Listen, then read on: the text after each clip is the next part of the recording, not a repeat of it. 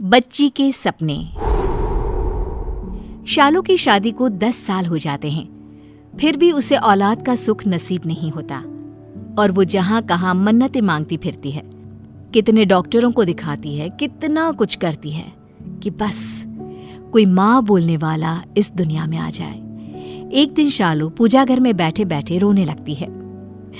भगवान, मुझे ये ख्वाहिश नहीं कि मुझे बेटा ही हो, बस एक औलाद दे दे ताकि कोई मुझे बांझ ना बुलाए।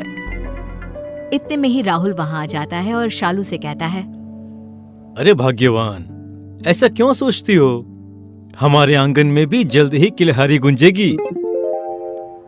इतने में ही शालू को उल्टियां होने लगती है और उसका मन खट्टा होने लगता है। राहुल तुरंत डॉक्टर को घर बुलाता है। पता नहीं शालू को अचानक क्या हुआ है, उसकी तबीयत खराब होने लगी तो मुझे जल्दबाजी में आपको बुलाना पड़ा। राहुल जी, चिंता की कोई बात नहीं है। जिस खुशी का आप बेसब्री से इंतजार कर रहे थे, वो खुशी आपको मिल गई। अरे, आप पिता बनने वाले हैं। क्या क्या सच कह रहे हैं आप? भगवान ने मेरी सुन ली। शालू और राहुल खुशी के मारे फूले नहीं समाते हैं और ये खुशखबरी पूरे मोहल्ले और अपने सारे रिश्तेदारों में भिजवाते हैं। मिठाइयाँ बांटते हैं। ये खुशखबरी सुन उसकी पड़ोसन सोनी जलकर राख हो जाती है और मन ही मन कहती है, ये कैसे हो सकता है? अब मैं इसे ताने कैसे मारूंगी? इसका बच्चा इस दुनिया में आना नहीं चाहिए। यहाँ शालू और राहुल अपने आने वाले बच्चे की तैयारी में जुट जाते हैं और दिन गिनने लगते हैं। वक्त कटता चला जाता है और शालू की डिलीवरी का दिन आ जाता है। उधर सोनी अपना जादू टोना करना शुरू कर देती है। शालू एडमिट होती है और उसकी हालत बहुत बिगड़ जाती है। राहुल, अगर मैं मर गई तो मेरे बच्चे को माँ और बाप दोनों का प्यार तुम्हें ही देना होगा। मुझे इस बात की खुशी होगी कि मैं बांझ नहीं मरी। ऐसा ना बोलो, तुम्हें कुछ नहीं होगा। देखो, मैं तुम्हारे साथ हूँ। डॉक्टर शालू को ऑपरेशन थिएटर में ले जाते हैं और राहुल डॉक्टर से कहता है, डॉक्टर, मेरी वाइफ को कुछ नहीं होना चाहिए। चाहे मेरा बच्चा इस दुनिया में रहे या ना रहे, मैं शालू के बिना नहीं रह सकता। प्लीज। देखिए, मैं अपनी पूरी कोशिश करूंगा माँ और बच्चे दोनों को बचाने की। डिलीवरी के समय सोनी का काला जादू काम कर जाता है और शालू का बच्चा मर जाता है। राहुल इस बात को छुपा लेता है और तुरंत बगल के अनाथ आश्रम से एक बच्ची गोद लाकर शालू के पास लाकर रख देता है। डॉक्टर, प्लीज आप ये बात किसी को मत बताइएगा कि शालू ने मरी हुई बच्ची को जन्म दिया है, नहीं तो मेरी शालू मर जाएगी। देखिए, आप बेफिक्र रहिए। डॉक्टर का काम किसी को जिंदगी देना है, लेना नहीं। शालू को होश आ जाता है और वो अपनी बच्ची को देखकर खुशी से फूले नहीं समाती। आज से मेरी गुड़िया का नाम अंजलि होगा। राहुल शालू को हॉस्पिटल से छुट्टी दिलाकर घर ले आता है और उधर सोनी शालू के हाथ में बच्चा देखकर सोच में पड़ जाती है। मेरा वार खाली नहीं जा सकता है। इस दुनिया में आ तो गई है, लेकिन आगे नहीं बचेगी। सोनी अपनी तंत्र विद्या करने लगती है। इधर शालू अंजलि को पालने में लगी रहती है। अंजलि 10 साल की हो जाती है, लेकिन सोनी का एक भी जादू उस पर काम नहीं करता। एक दिन अंजलि को एक बहुत बुरा सपना आता है और वो चौंक उठती है। क्या हुआ मेरी बच्ची? तुझे इतने पसीने क्यों आ रहे हैं बेटा? मम्मा, मैंने एक बहुत बुरा सपना देखा। मैंने देखा कि मैं और मेरी दोस्त अंकिता स्कूल जा रहे हैं और स्कूल के सामने वाली गली में जो कुआं है ना, उसमें से एक भूत निकली और अंकिता को अपने साथ अंदर ले गई। अरे बेटा, तूने कोई डरावनी कहानी सुनी होगी, इसीलिए तुम्हें ऐसा सपना आ गया। ये बस एक सपना था। हाँ मेरी बच्ची, सो जा मेरी रानी। शालू अंजलि को सुला देती है। सुबह जब शालू स्कूल जाती है तब वही सब उसके साथ होने लगता है। कुएं के अंदर से एक बड़ी आंखों वाली एक भूतनी निकल कर आती है और अंकिता को अपने साथ ले जाती है। ये देख अंजलि बेहोश हो जाती है, लेकिन किसी से कुछ नहीं कहती। फिर कुछ दिनों के बाद अंजलि को एक सपना आता है।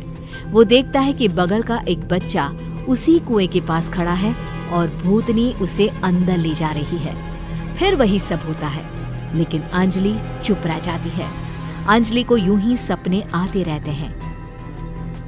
ये बात मैं किससे कहूँ? मेरी बात तो कोई मानेगा नहीं, लेकिन मुझे कुछ न कुछ तो करना होगा, नहीं तो ये भूतनी कितने लोगों को खा जाएगी। अंजलि अपने आप में गुम रहने लगती है। अंजलि को ऐसा देख शालू राहुल से कहती है, पता नहीं हमारी बच्ची को क्या हो गया है, किसकी नजर लग गई है मेरी गुड़िया को, मुरझा सी गई है। अरे बाबा, तुम ज्यादा सोचती हो। बेटी अब बड़ी हो रही है, पढ़ाई की कुछ टेंशन होगी। हाँ, तुम ठीक कहते हो। कुछ दिनों बाद अंजलि को फिर एक सपना आता है और वो देखती है कि राहुल के पीछे एक काला साया है जो उसका पीछा कर रही है। साये को देखकर राहुल भागने लगता है और वो साया राहुल को भगाते भगाते उसी कुएं के पास ले जाती है जहां अंकिता गई थी। साया राहुल को कुएं में गिरा देती है। अंजलि चौंक कर उठ जाती है और राहुल के पास जाकर उसे सब कुछ बता देती है। पापा, मैं आज आपको कहीं नहीं जाने दूंगी। मेरे सारे सपने सच हो जाते हैं। अगर ये भी सच हो गया तो मैं अपने पापा को खो दूंगी। ऐसा नहीं होगा मेरी बच्ची, मैं हमेशा तेरे पास ही रहूंगा। कुछ देर बाद राहुल को एक कॉल आता है और राहुल को मजबूरन घर से निकलना पड़ता है। अंजलि भी राहुल के पीछे पीछे जाती है। अंजलि का सपना फिर एक बार सच होने लगता है।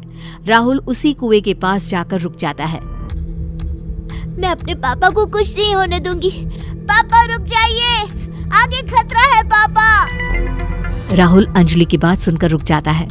भूतनी कुएं से निकलकर बाहर आ जाती है और बड़ी बड़ी आंखें दिखाने लगती है। तू नहीं बचा पाएगी इसे मरना ही होगा। उधर सोनी भी अंजलि को मारने के लिए उसका पीछा करती है और भूतनी को देख उसके मुंह से निकल जाता है, तुम्हें तो मैंने ही मारा था। तुमने मेरी बच्ची को मुझसे चुरा लिया, मुझे इस कुएं में गिरवा दिया। मैं वापस आई हूँ बदला लेने।